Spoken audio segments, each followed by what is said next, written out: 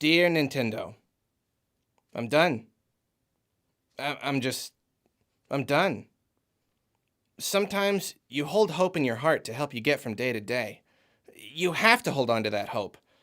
But after a while, you reach a point where that hope can only hurt you, and all you can do is let go and move on.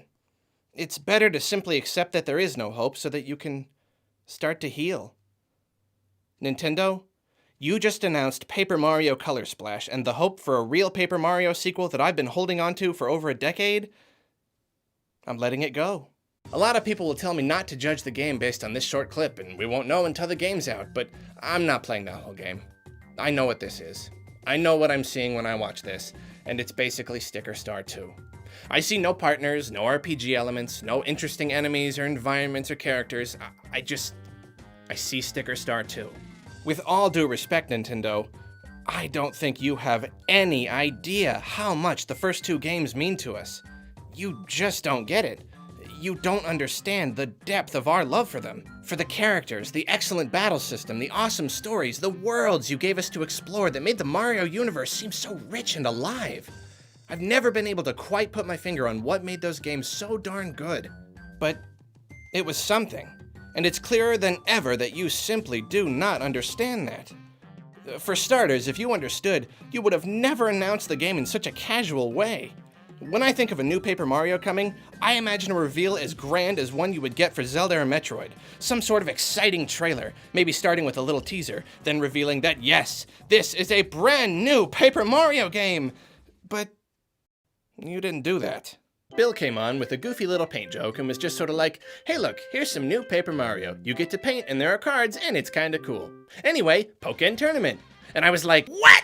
The fact that Paper Mario has become such a casual little amusement to you speaks loads about the disconnect between you and fans of the series. But that's all probably the least of it. If you really understood how much we love Paper Mario, you would have never removed the refined, addictive, turn-based combat and replaced it with substandard 2D platforming and a 2D 3D mechanic that never lives up. And if you understood, you most certainly would have never even dreamed of not only removing all experience points and RPG elements, turning battle into something that's better to avoid, but stripping the series of any sort of plot, or delightful characters, or interesting, cohesive environments, or most egregiously, any Bowser humor. Look, you simplified Mario's main games, and I get that. I totally do. You tried having hub worlds and stories and adventure-y stuff, and you decided, you know what? Mario's just about simple platforming and nothing else. I didn't exactly like that decision, but I understand it, and most people are fine with it, so cool. But would you take the next Zelda game, for instance, and remove its story? Would you break the world into small, isolated areas accessed via world map? Remove items and Epona and just have sword fighting? But it's okay because there's all these silly swords you can get and they all do different stuff. Would you do that to such a beloved and deep series? Because there was a time when I thought similar treatment of Paper Mario would be impossible. The first Paper Mario was called Mario Story in Japan, for Pete's sake. That game and Thousand Year Door were epic quests through huge lands, with the sequel building incredibly on every single aspect of its predecessor. This series was the perfect companion to the other Mario games, which were, and still are, more about just picking up and playing for a bit of jumpin' fun. One has to wonder why on earth you would be unsatisfied with this perfect setup of Story Mario and Platforming Mario. Now, I do have a theory. When the first Mario and Luigi came out, naturally I was like, whoa, it's like Paper Mario on my Game Boy. It had most of the same mechanics, but with a bit more action in the combat and a much sillier feel. I imagine that over time you started to be like, why do we have two separate Mario RPG series? We wouldn't have two slightly different Mario Golf or Mario Party series running concurrently. So you figured that Mario and Luigi could be the official RPG series, and Paper Mario could be more about whatever papery mechanics you could come up with in a form that doesn't necessarily have to match any sort of set style. That's why you then tried to make the game about platforming and perspective. And you know what? Super Paper Mario was definitely enjoyable, if just for one playthrough. Do you know why it was still fun though? For me personally, it was the fact that it still had an epic story and a fun cast of interesting and often hilarious characters. Half of what I loved had been replaced with stuff that was, okay, but that story still made it worth it. But you weren't done experimenting. You sat on the series for several years, then released Sticker Star, a game that just broke my spirit. Here was a game that was just oozing with style, just exploding with it. The visuals were amazing, the paper aesthetic was finally perfected, and collecting and using stickers was so darn much fun. And turn-based battles were back. But like I said earlier, battling when you didn't have to just wasted your stickers, and that nearly ruined the whole game by itself. But then there were still no partners, and in fact barely any characters at all. There was no plot. Oh no, Bowser stole the whatever sticker and we have to go get him. Plot synopsis over. There was no overworld to explore, there were no towns, just dots on a world map. Super Paper Mario at least had half of what I loved about the first two games. Sticker Star had like 10%. The rest was dumbed down, stripped away, turned into more of a shallow pick-up-and-play experience. And that brings us back to Color Splash.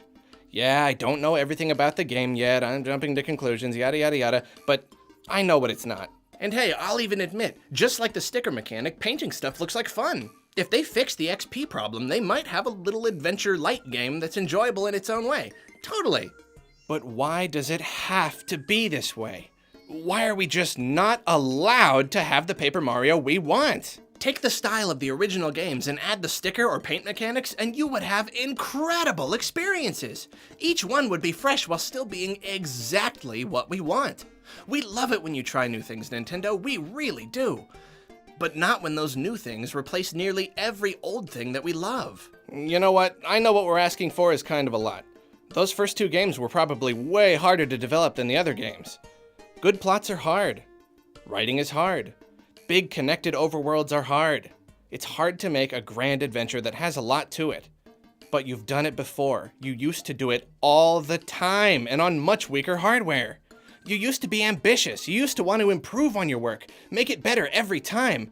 And that's what we want now. Don't be the company that aims only for simple fun and sacrifices everything else.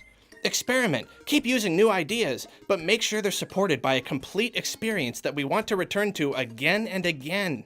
And this doesn't just apply to Paper Mario. Mario and Luigi, the series that effectively replaced it, has been getting stripped and simplified in terms of plot and world building in every title that comes after Bowser's Inside Story. It has to stop. Please, just take a moment to actually listen to what your ravenous fans want. Go anywhere on the internet and tell me what the vast majority of people are saying. That kind of response is not normal. It's not healthy. You absolutely cannot deny that nearly every Paper Mario fan was extremely saddened by the disturbingly casual announcement of this game. Then when you're done reading angry tweets, go and check out some of the many fan games, or go and see just how absolutely crazy we all are about the idea of using all sorts of Mario races as partners, the idea of further expanding this world that you've already started creating. We want a real sequel to Thousand Year Door, and we want it so badly. There's nothing more I can say, Nintendo, except, please. Please make the Paper Mario game I know you're more than capable of making, that we've been waiting so long for. Make it silly and creative and charming with some cool new mechanic that brings something fresh to the series. But also make it Paper Mario. Well, thanks for watching this 20-something's heartfelt plea for a storybook-themed baby game.